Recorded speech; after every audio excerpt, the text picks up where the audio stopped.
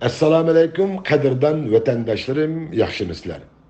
Men vatandaşlar Ablacan, Leyla Naman Amerikadan sözləۋatman. Bugün 2021 6 ayının 13 günü yakshanba. Dünya tarihiga nazar salsak, hükümranlar, tacavuzçılar, cahangirlar her vakit özlerinin güç kudretinin üstünlüğüne tayinip acizlarını bisip algan buludu.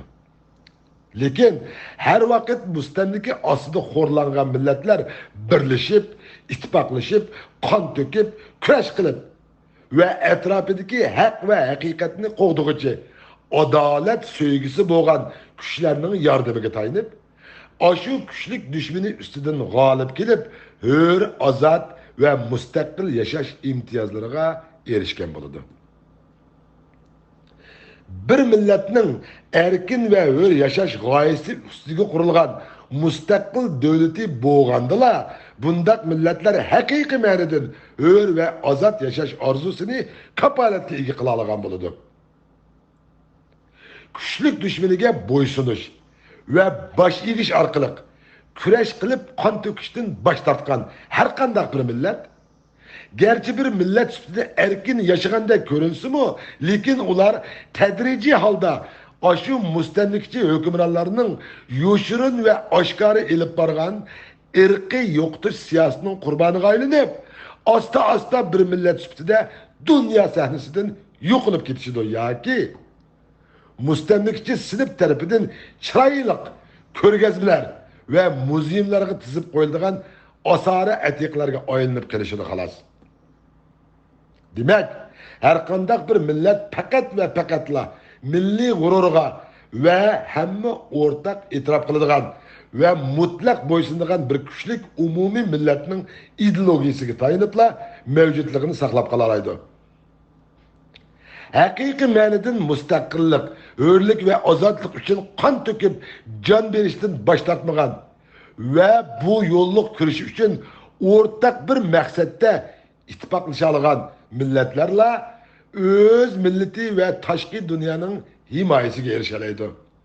Eksinci boğanda, bundak bir milletlerinin hainleri ronak tepip, teslimçilik ve sül'i sala şuarları keng kölemde teşvik kılınıldı da, milletin cengavarlık, gururi susuşup, neticede bundak milletlerinin köp sanlığı hatalaşıp, az sanlığı doğru yoluna tallaştık bir facialik vaziyet şekillenip, ahırda bundak milletler taşki dünyanın yardımını ediş uyaktı dursun, hatta öz milletinin yardımını hem mahrum kılıp, bir millet üstünde tamamen halak buluşudu. Dünyada küreş kılgan millet hiç kaçan yok almaydı. Kandaktır, öz güçlük düşmeni bilen, kolunda tömürünün bir parçası bulmay durup, sülhi salağı olturmakçı boğan ahmak milletlerle bir millet üstünde tamamen halak buludu. Hazır halkaralık vaziyet biz Uygurlarının ciddi ittifaklaşıp, hemkarlaşıp, birleşip, bir millet üstünde ortak düşmenge birlikte karıştırışını ciddi talep kılmakta. Muşu ayının yani 2021 yılı 6. ayının 8. günü Amerika Kengeş Palatası tarafından 32 avazga karşı 68 avaz bilen maqullangan Uygur ırkı kırgınçılıkını itiraf kılışını öz içine algan Xitay rekabet kanunu 40 yıldan artık Amerika-Xitay hemkarlık tarihindeki mislisiz bir buruluş vaziyetini şekillendirdi. Tahminen 257 milyar dolarlık cezanı öz içine aladigan bu kanun layihesi Amerika bilen Xitay o'ttirsidagi murakkab iqtisodiy manbalarning her qaysi tarmoqlariga chetiladi. Amerika Xitay o'ttirsidagi 40 yıldan artık davamlaşkan hemkarlıkni tamamen buzib tashlash ehtimoli intayin kuchli bo'lgan bu qonun loyihasi Xitoyning vatanimiz tuprog'ida xalqimizga qarta elib berayotgan qirg'inchiliklarni irqiy qirg'inchilik deb atash, mecburi emgakni cheklash, irqiy qirg'inchilik va kishilik huquqni dafsanda qilish jinoyati va jinoiy harakatlariga qatnashgan, internet orqali Amerikaning davlat maxfiyatligi va bexatarligiga hujum qilgan, Amerika'nın patent hukukunu kanunsuzlarca uğurlagan Xitay əməldarları ve şirket teşkilatları karta yeni ve ağır cezalarını berişini öz içine algan bulup, bu kanun layihisi Amerika hükümetinin 21. əsrdeki rəhbərlik rolunun intayın mühim bir buruluş delili bulup hesaplanırken. Amerika'nın sabık prezidenti Donald Trump ve növbətdeki prezidenti Biden administration, yani Biden hükümeti her işkilisi gerçe Xitayning xalqimizga qarta elib berayotgan ve elib bargan qirg'inchilikni irqiy qirg'inchilik deb to'nigan bo'lsa-mu, lekin bu qitimqidek rasmiy irqiy qirg'inchilik qonun loyihasiga kirgizilmagan edi.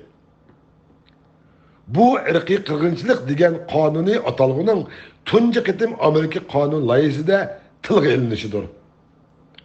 Bu noktadan tahlil qilganimizda Amerika'nın texmi keskin tedbirlerini ilish ihtimali intayin güçlüktür.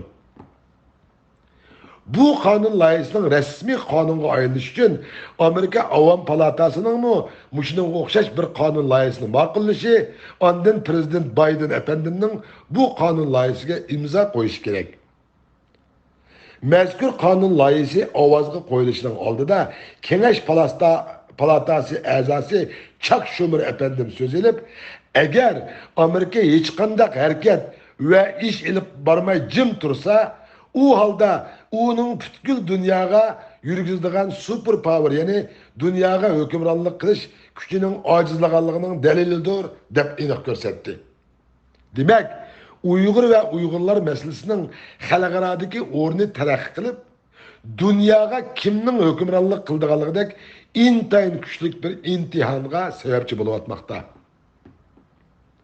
Şunun için biz Uyguristan Cumhuriyetçiler Partisi ve Uyguristan Şarkı Türkistan Müstakillik Hareketi Teşkilatı birlikte toxtamay Amerika'nın Aksarayıga izcil petitionlar yollap, devletimizni Amerika'nın resmi şekilde bir söylengen zimin dep itiraf kılış bilen birge, Xitayning xalqimizga qarta yavuzlarca elip beriyotgan qirg'inchiliklarni irqiy qirg'inchilik dep atışını şunun bilen birge yana taşqi dünyada Xitay pasportu bilen sersani yaşayotgan, hayati xavf için turayotgan barliq Uygur qarindoshlarımızga igi chiqishini ciddi iltimos qilib keldik, hem kelyapmiz. Bu harekette bütkül dünyadaki barliq teşkilatlarımız ve şahslarımız intayin yaxshi kuch chiqardi ve chiqaryotmoqda. Mana bu milletimizden ortak bir düşmenge birlikte karşı turishda ittifaqlashalaydiganligi ve hemkarlashalaydiganligining dalilidir.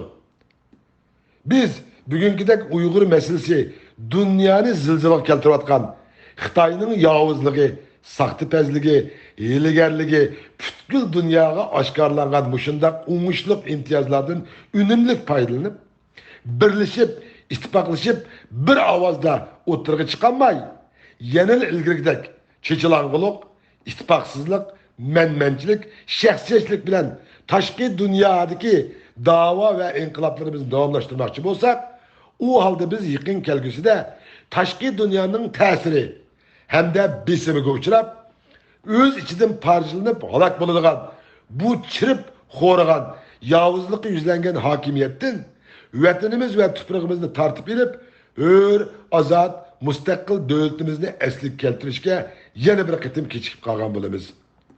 Şunun için ittifaqlaşmamız lazım. Şunun için birleşmemiz lazım. Şunun için küreş ve inkılapka kan tüküp can berişke her vakit tayyor durmamız lazım.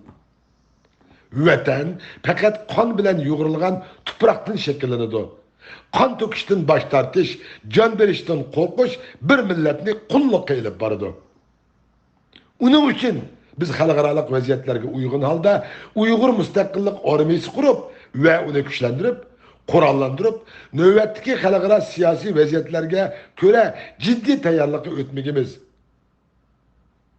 O'xshash vaqtda tashqi dunyodagi barliq Uyg'ur tashkilotlari ciddi ittifaqlashib, hamkorlashib, hammamiz o'z nizomnomalarimiz va prinsiplarimizga ko'ra uyg'un holda qo'limizdan kelishicha cho'ng bir nishon, ya'ni bir ideologiya ostiga yig'ilmog'imiz lozim.